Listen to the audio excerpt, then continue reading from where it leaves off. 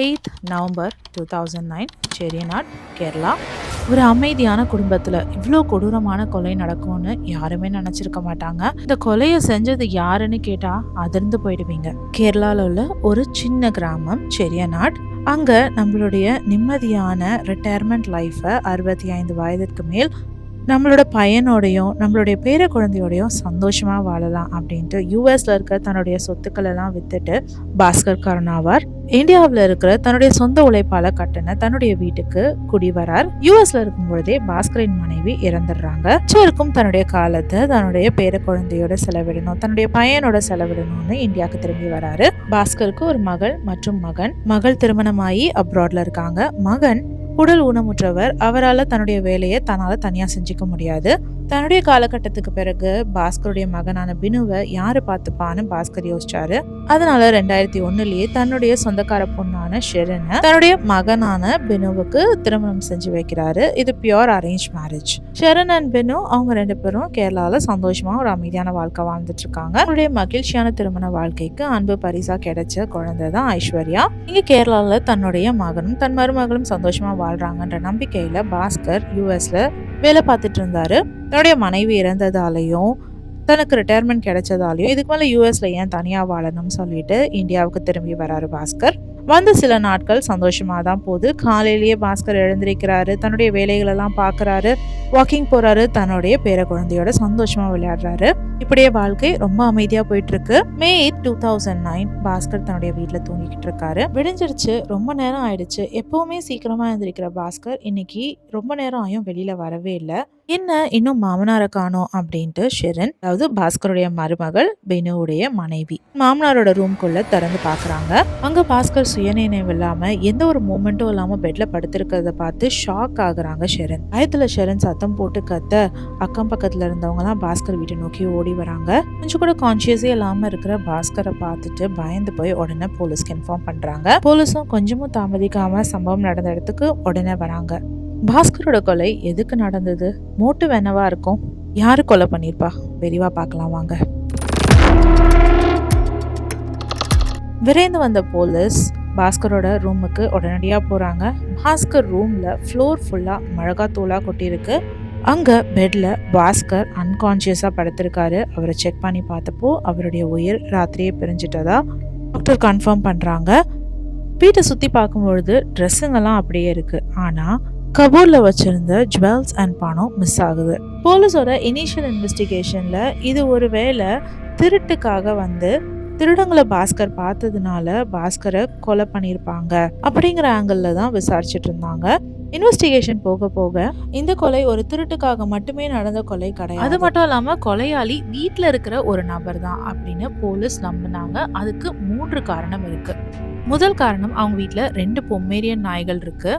வெளிநபர்கள் வந்திருந்தா கண்டிப்பா நாய்கள் குறைச்சி காட்டி கொடுக்கும். ஆனா அன்னைக்கு நாய்களோட சத்தமே கேட்கலன்னு அக்கம் பக்கம் வீட்டார் சொல்றாங்க. இது மூலமா வெளியாட்கள் வீட்டுக்குள்ள வந்திருப்பாங்களான்ற சந்தேகம் வருது. அடுத்து, கதவுகள் திறந்தே இருந்தது. வீட்டின் முன் மற்றும் பின் கதவு 2மே திறந்திருக்கு. ஆனா கதவை உடைச்சி உள்ள நுழைஞ்சதுக்கான எந்த ஒரு அறிகுறியும் இல்லை. ஆனா மருமகளான ஷெரனை கேட்டப்போ நான் ஒரு வேளை கதவை சாத்துறதுக்கு மறந்திருப்பேன் அப்படிங்கிற ஒரு விஷயத்த சொல்றாங்க. ஆனா டிரைவர் மற்றும் வீட்டின் வேலையாட்களை விசாரிக்கும் பொழுது ஷெரன் கதவை சாத்தினதை அவங்க பார்த்துதான் சொல்றாங்க. அடுத்த ஒரு முக்கியமான சாட்சியம், வீட்டுல கொட்டியிருந்த மிளகாத்தூள். பாஸ்கரோட ரூம்ல கொட்டியிருந்த மிளகாத்தூள் அவங்க வீட்டு கிச்சன்ல இருந்து தான் வந்திருக்குன்னு போலீஸ் கண்டுபிடிக்கிறாங்க. இது மட்டும் இல்லாம பாஸ்கரோட ஃபாரன்சிக் ரிப்போர்ட்ல அவர் உடல் முழுக்க ஏகப்பட்ட காயங்கள் இருக்கிறதாவும் அவருடைய உயிர் பிரிந்ததற்கு முக்கிய காரணம் மூச்சு திணறல் அப்படின்னு போட்டிருந்தது. பாஸ்கர் இறந்தப்போ அவர் வீட்டுல இருந்தது 3 பேர். அவருடைய ஊனமுற்ற மகன் பினு, தன்னுடைய பேர குழந்தை, அது மட்டும் இல்லாம மருமகள் ஷெரன்.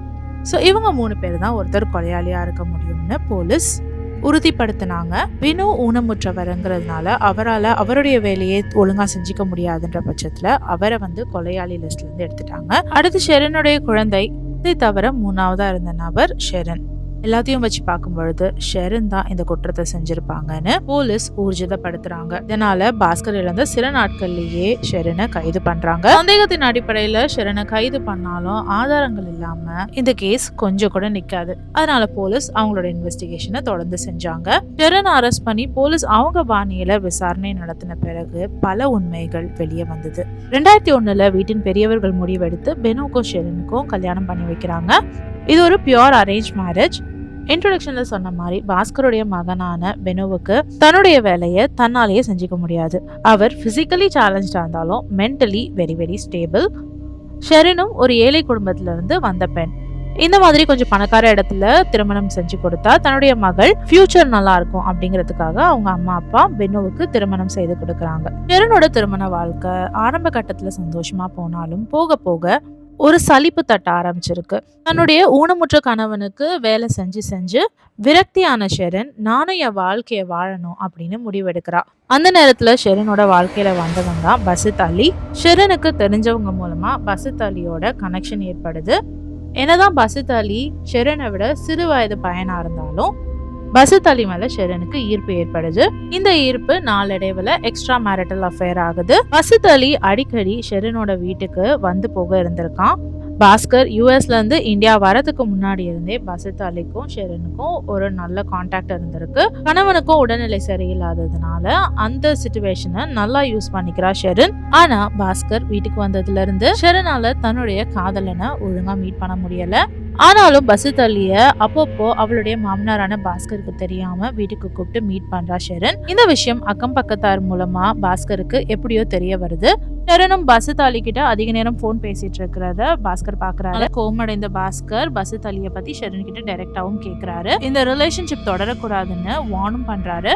ஆனா ஷெரின் இதை கேட்கறதா இல்ல. தன்னுடைய மகன் பிசிக்கலி சேலஞ்சுங்கிறதுனாலையும் தன்னுடைய மகனையும் தன்னுடைய பேர குழந்தையும் ஷெரின் பார்த்துட்டு இருக்கிறதுனால பாஸ்கர் அவருடைய எல்லா சொத்தையும் ஷெரின் பேர்ல எழுதி வச்சிருந்தாரு. அவரோட எஃப்டிக்கு நாமினியாவும் ஷெரினோட நேம தான் கொடுத்து வச்சிருந்தாரு. ஷெரினோட எந்த ஒரு பண தேவைக்கும் தன்னுடைய அக்கௌண்ட்ல இருந்து பணம் எடுத்துக்கலான்ற மாதிரியான ஆக்சஸையும் கொடுத்து வச்சிருந்தாரு. ஆனா ஷெரின் எப்போ தன்னுடைய மகனுக்கு துரோகம் பண்றான்னு தெரிஞ்சிருச்சோ அந்த நேரத்துல இருந்து பாஸ்கர் ஷெரின் கிட்ட இருந்து அத்தனை உரிமையும் பறிக்கிறாரு, உயிலையும் மாத்தி எழுதுறாரு. இது வரைக்கும் எந்த ஒரு காரணமும் கேட்காம தங்கு தடை இல்லாம கிடைச்சிட்டு இருந்த அந்த பணம் இப்போ ஷெரினுக்கு கிடைக்க மாட்டேங்குது.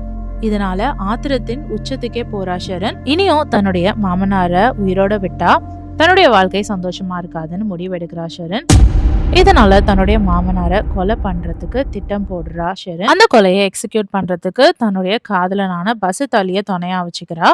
பசித் அலிக்கும் பாஸ்கர் இறந்துட்டாருன்னா அந்த பணம்லாம் எனக்கு வந்துடும், அதுல இருந்து நகையும் பணமும் உனக்கு தாராளமா தரேன்னு சொல்லி பசித் அலிக்கு ஆசை காட்டுறா. இதனால பசித் அலியும் இந்த கொலையை செய்யறதுக்கு ஒத்துக்கிறான். பசித் அலி தான் கூட இன்னும் 2 கூட்டாளியை சேர்த்துக்கிறான். சம்பவம் நடந்த அந்த நாள் ராத்திரியில ஷெரின் தன்னுடைய நாய்கள், அதாவது பொமேரியன் நாய்கள் 2 இருந்தது இல்லையா, அந்த வளர்ப்பு நாய்களுக்கு தூக்க மருந்து கலந்து சாப்பாட்டுல வச்சு கொடுக்கறா. இதனால நாய்கள் மயக்கமாயிடுது. ஷெரினே வீட்டோட முன் மற்றும் பின் கதவுகளை திறந்து வைக்கிறா. இதனால பசித் அலியும் அவங்க கூட்டாளிகளும் பிரச்சனை இல்லாம வீட்டுக்குள்ள நுழைஞ்சு பாஸ்கரோட ரூம்குள்ளேயும் நுழைறாங்க.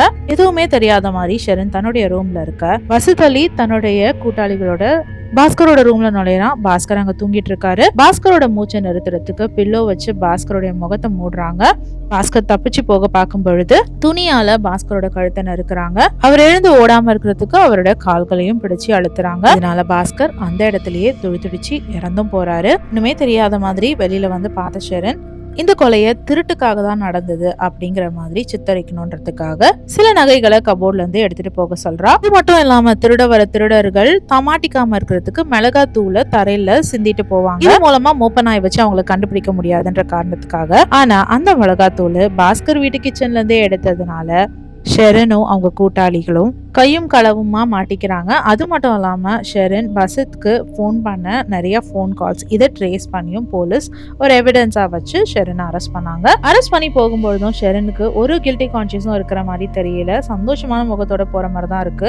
தான் நினைச்சதை சாதிச்சுட்ட ஒரு சந்தோஷம். இந்த கேஸ் 2010 விசாரணைக்கு வந்தது. ஷெரினுக்கும் அதிகபட்ச தண்டனையா லைஃப் டைம் இம்ப்ரிசன்மெண்ட் கிடைச்சிச்சு. அதாவது வாழ்நாள் முழுக்க ஜெயில இருக்கிற ஒரு தண்டனை. என்னதான் லைஃப் டைம் இம்ப்ரிசன்மெண்ட் கொடுத்தாலும் எல்லா குற்றவாளிகளும் 14 வருடத்துக்கு பிறகு தன்னுடைய ரிலீஸ்க்காக ரீஅப்பீல் செய்யலாம். ஷெரனுக்கு மட்டும் இல்லாம பசித் அலியும் அவனுடைய கூட்டாளிகளுக்கும் அதே தண்டனை தான் கிடைச்சது. என்னதான் ஷெரனுக்கு லைஃப் டைம் இம்ப்ரிசன்மெண்ட் தண்டனை கிடைச்சிருந்தாலும் 14 வருடங்கள் கழித்து தன்னுடைய விடுதலைக்காக ரீஅப்பீல் பண்ணும் பொழுது ஷெரனுக்கு விடுதலை கிடைச்சிருது. அதாவது 2024ல ரீஅப்பீல் பண்றாங்க. 2025ல ஷெரனுக்கு ரிலீஸ் கிடைச்சிருச்சு. ஜெனரலா இப்படி ரிலீஸ் பண்ணணும்னா நன்னடத்தையின் காரணமா விடுதலை பண்ணுவாங்க. ஆனா ஷெரின் ஜெயிலுக்குள்ளேயும் எல்லாரு கூடயும் பிரச்சனை பண்ணிட்டும் சண்டை போட்டுட்டும் இருந்ததா தான் சொல்றாங்க. பொலிட்டிக்கல் இன்ஃப்ளூயன்ஸ்னாலையும் ஷெரினுக்கு ஈஸியா ரிலீஸ் கிடைச்சிருச்சு அப்படின்னு ஒரு பேச்சு போயிட்டு இருக்கு. ஆனா இந்த கொலையை செய்யறதுக்காக ஷெரின் கூட சேர்ந்த அந்த கூட்டாளிகள் பசித் அலி எல்லாருமே இன்னும் ஜெயில தான் இருக்காங்க. தண்டனை அனுபவிச்சுட்டு தான் இருக்காங்க. ஷெரனுக்கு மட்டும் விடுதலை கிடைச்சிருச்சு. இது எப்படி? இங்க முக்கிய குற்றவாளியே ஷெரன் தான். ஆனா ஷெரனுக்கு ஈஸியா விடுதலை கிடைச்சிருச்சு.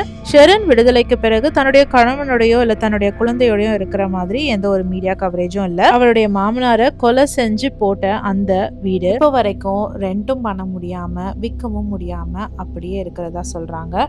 அந்த வீட்டுல இப்ப யாரும் வாழலன்னு சொல்றாங்க. பாஸ்கர் என்ன கேட்டாரு, தன்னுடைய மகனுடைய வாழ்க்கை தான் போன பிறகும் நிம்மதியா இருக்கணும், சந்தோஷமா இருக்கணும் தானே ஆசைப்பட்டாரு. இதுக்கு தானே இந்த பொண்ணு திருமணமும் செஞ்சு கொடுத்தாரு. ஆனா இந்த பொண்ணே தன்னுடைய உயிரை எடுப்பா அப்படின்னு பாஸ்கர் எந்த ஒரு தருணத்திலையும் நினைச்சிருக்க மாட்டாரு. ஒரு காலத்துல அமைதியும் சந்தோஷமும் இருந்த இந்த வீடு இப்போ இருண்டு இருக்கு. அதுவும் அவருடைய கொலைக்கு காரணம் தன்னோட மகளா நினைச்ச மருமகள் தான். வீடு தான் எல்லாருக்குமே பாதுகாப்பான இடம். ஆனா பாஸ்கருக்கு அவருடைய வீடே அவருக்கு கல்லறை ஆயிடுச்சு. அதற்கு காரணம் அவருடைய அன்பு மருமகள். இது போன்ற ரியல் லைஃப் ஸ்டோரிஸ் பத்தி தெரிஞ்சுக்க எங்க சேனல்ல சப்ஸ்கிரைப் பண்ணிக்கோங்க. கூடிய சீக்கிரம் வேற ஒரு ட்ரூ கிரைம் ஸ்டோரியோட உங்களை மீட் பண்ண வரேன். அது வரைக்கும் உங்களிடமிருந்து விடைபெறுவது உங்கள் ஜெமிமா. பாய்.